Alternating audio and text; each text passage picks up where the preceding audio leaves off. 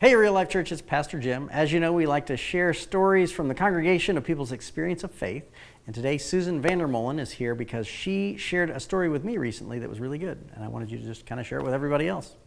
Okay, well, a couple of weeks ago when you were talking about giving in Luke 9, where you talked about the disciples having to feed the 5,000, and you had us repeat, I only have this much. And when you had us repeat that several times, it kind of dawned on me that my husband and I have kind of lived that way for 26 years. So this, for people who weren't there, it was a sermon, and it's a line from the biblical text where they say to Jesus, we've only got 5 loaves of bread.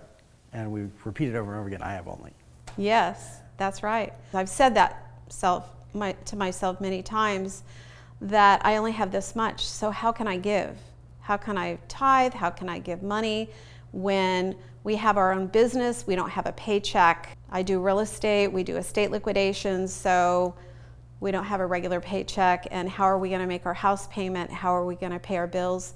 So how are we going to tithe? How are we going to give to the church?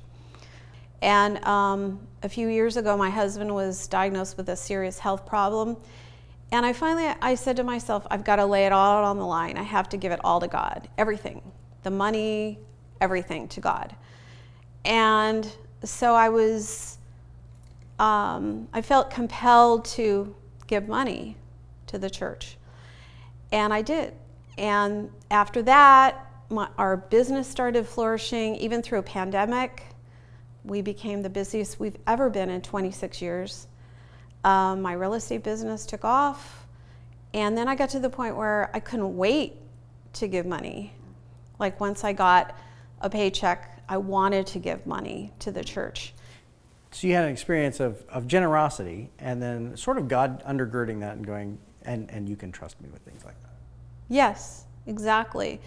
But since then, the craziness is we've paid off our house, we've paid off our bills, we're in a better place financially. But people still are doubting. You know, they say, well, you don't have a retirement. But I kind of look back onto what you said. He gives us enough for today, maybe not for tomorrow or the next day, just like the Israelites, but he gives us enough for today. And I feel like I can't really outgive God. God keeps giving and giving. Yeah, and you've heard me tell stories. I know exactly the experience of feeling like I'm supposed to risk more in terms of generosity and sacrifice. And God's not an ATM machine. It's not a casino where you put money in and you get money out. But he really does want us to put everything in his hands and trust him with it. It feels scary because I feel like, wait a minute, I don't know if I have enough. But that's how the disciples felt. And all of a sudden they had enough food for 5,000 people. Now, you've had experiences of giving prior to that as well. You've supported Compassion Kids, because we've had Compassion Sundays where we invite people through an organization called Compassion International to support a child in a developing nation, right? How many of those do you have now? I have 3 now. Yeah. And I pick little girls because I have a lot of boys in my family. Balancing it out. Yeah. So anyway, so I contacted Compassion. I found a little girl and I said I wanted to support her. And I had gone online and I had seen her and I clicked on her and then I called them. So now I have 3 and it's really wonderful, and I write to them and they write to me, and they're all pretty small, pretty young. But I feel like it's just been a blessing and I know I can do it. And you've heard me say, and the congregation has heard me say, if you think I'm fundraising, you can send money to the church down the street, you can give to Compassion International, but you really don't want to miss the experience of giving.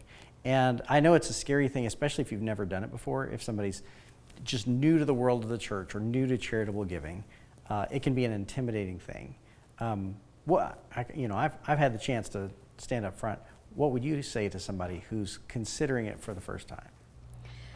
Well, if you're asking yourself, I only have this much, don't ask yourself that, because you have everything to give. And you can start out giving of yourself as a start.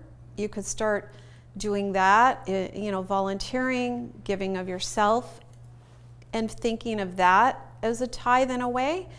And then after that, maybe giving a little bit, like an offering, and then kind of build up to So it. Incrementally step into it. Yeah, that's wise. Well, I just wanted you to see Susan's experience of living a life of faith and stepping incrementally further into that and experiencing God's blessings along the way, because it's my hope as your pastor that you would pursue God wholeheartedly and find out how great it is to trust Him. That is what the life of faith is all about. So thanks for listening in today. God bless you all.